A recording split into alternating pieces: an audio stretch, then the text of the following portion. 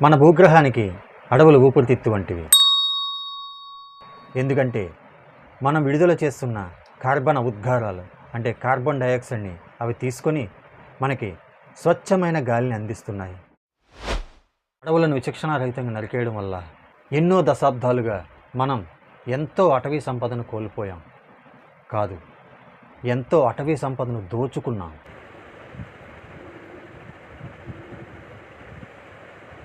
అడవులను సంరక్షించుకోకపోతే రానున్న 2 దశాబ్దాలలో మనం ఎదుర్కొనే అతిపెద్ద సవాలు వాతావరణ మార్పేనని పర్యావరణ నిపుణులు హెచ్చరిస్తున్నారు.